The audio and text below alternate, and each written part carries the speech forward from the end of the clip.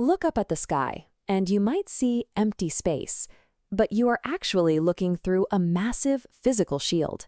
This invisible blanket of gases, water vapor, and dust is a highly engineered control system. It dictates our weather patterns, regulates global temperatures, and exerts the surface pressure required to keep liquid water on the ground. As you travel upward, the rules of this system change. The temperature, density, and chemical makeup of the air shift in distinct, measurable stages. Mapping these specific altitude markers provides a direct view into the mechanics of global climatology, and a distinct advantage in complex defense exams. To understand the structure, we need the baseline recipe. By volume, the atmosphere is dominated by nitrogen at 78% and oxygen at 21%. The remaining 1% is trace elements. Argon takes 0.93%, leaving just 0.04% for carbon dioxide. This recipe is not uniform from the ground to space.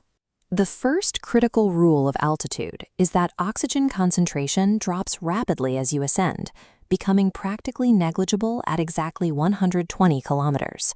Carbon dioxide and water vapor have an even stricter limit. They vanish completely by 90 kilometers above the surface. This isolates the greenhouse effect entirely to the lowermost reaches of the atmosphere. Gravity packs the gases required to sustain biological life and regulate heat tightly against the Earth's crust, keeping our atmosphere heavily bottom-heavy. Alongside gases, the lower atmosphere suspends physical matter, hygroscopic nuclei. These are microscopic fragments of dust, sea salt, and disintegrated meteors. These tiny solid particles serve a specific mechanical purpose.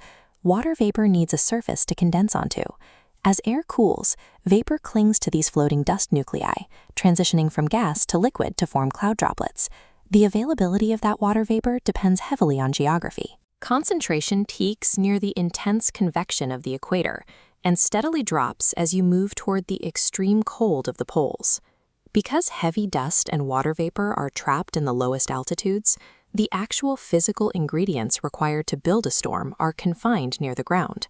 Weather physically cannot exist without them. The total column of the atmosphere is organized into 5 distinct layers. The boundary lines between them are determined entirely by sudden, observable changes in temperature. This atmospheric profile chart maps altitude against pressure and temperature. Notice the sharp, zigzagging red temperature line running vertically. The vertical axis tracks altitude upward, while the horizontal axis plots temperature. Rather than simply cooling, the temperature reverses direction abruptly at specific altitude markers. Every time that red line changes direction, we cross into a new layer with a distinct physical property and a vital defensive function. We start at the surface in the troposphere. Because this layer holds the dust and water vapor, it is where nearly all weather phenomena occur, from ground fog to severe lightning storms. The troposphere averages 13 kilometers in thickness, but it is highly uneven. Strong convection currents at the equator push the ceiling up to 18 kilometers, while weaker currents at the poles let it compress down to just 8 kilometers. Inside this layer, we observe the normal lapse rate. For every 1,000 meters you climb, the temperature decreases by a strict 6.5 degrees Celsius, or 1 degree for every 165 meters. This cooling trend hits a wall at the tropopause. This is a temperature inversion zone that caps the troposphere. The word literally means where mixing stops, creating a hard physical ceiling for weather systems. By capping convection and trapping 75% of the atmosphere's total gaseous mass, the troposphere operates as a sealed, highly pressurized weather engine. Looking at the stratosphere profile chart extending to 50 kilometers, the red temperature line sharply bends right, indicating warming. This is caused by the ozone layer absorbing high-energy ultraviolet radiation from the sun, converting solar energy directly into heat. Because the tropopause traps water vapor below, the stratosphere is exceptionally calm, highly layered, and entirely free of weather-producing clouds. This extreme atmospheric stability provides a friction-free corridor, making it the optimal cruising altitude for commercial and military jets. The stratosphere operates simultaneously as a planetary UV shield and an isolated transit zone, floating completely isolated from the turbulent weather below. Above 50 kilometers, we enter the Mesosphere, reaching up to the 80-kilometer mark. Here, the temperature line violently reverses again. Without ozone to absorb heat, the air rapidly cools, plummeting to -100 degrees Celsius at its upper boundary, the mesopause. This is the absolute coldest point in the atmosphere. Even though the air is incredibly thin, there are enough gas molecules here to create intense friction against objects entering at high speeds. This is where incoming meteors heat up, ignite, and disintegrate. The mesosphere combines extreme freezing temperatures with just enough density to act as the planet's physical debris shield. Crossing the 80-kilometer boundary, we reach the thermosphere.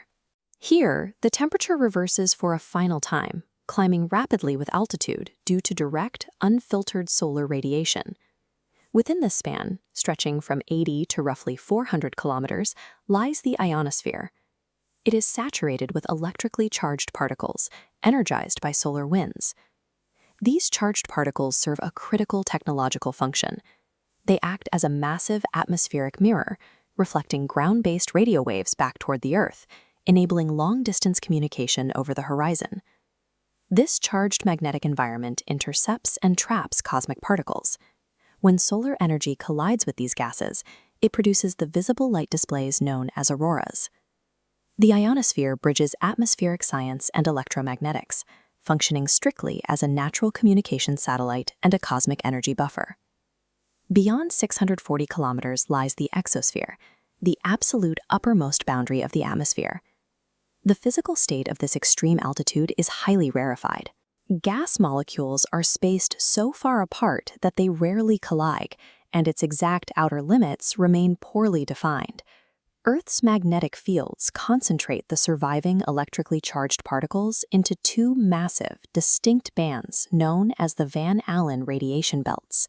There is no hard ceiling here. The gases simply fade, thinning out over thousands of kilometers until merging completely into the total vacuum of space. The exosphere is a vast, gradual transition zone, connecting the dense chemistry of our planet to the empty expanse of the cosmos. We have tracked 5 layers defined by temperature, but climatologists also map the atmosphere by chemical composition, splitting the entire column into 2 distinct brackets at the 80-kilometer mark. The lower bracket, from the surface to 80 kilometers, is the homosphere. High turbulence keeps the proportions of nitrogen, oxygen, and trace gases thoroughly mixed and uniform throughout. Above 80 kilometers lies the heterosphere. With extremely poor air mixing, gravity forces the gases to stratify. They settle into distinct, separate layers determined purely by their molecular weight. At 80 kilometers, the atmosphere undergoes a physical phase shift, transitioning from a turbulent, well-mixed blend to a column organized strictly by molecular weight. For exam preparation, you must instantly map these layers to their primary mechanical functions. The troposphere is the sole domain of weather. The stratosphere holds the UV-blocking ozone shield and the commercial jet corridor. The mesosphere features the coldest temperatures and acts as the meteor trap. The thermosphere contains the ionosphere for radio reflection, while the exosphere provides the fading gateway to space. Committing this one-to-one matrix to memory provides the exact mental model needed to solve complex matching questions efficiently. Beyond the layers, defense exams specifically target exact numerical thresholds. Recall the normal lapse rate. Inside the troposphere, temperature strictly decreases by 6.5 degrees Celsius for every 1,000 meters of elevation. Remember the hard limits of the composition. Oxygen effectively ends at 120 kilometers, and carbon dioxide maxes out at 90 kilometers. And recognize the tropopause as the strict, cold inversion layer, where weather mixing physically stops. Mastering these hard parameters guarantees precision when evaluating exam statements. Learn geography the exam way with New Careers Academy.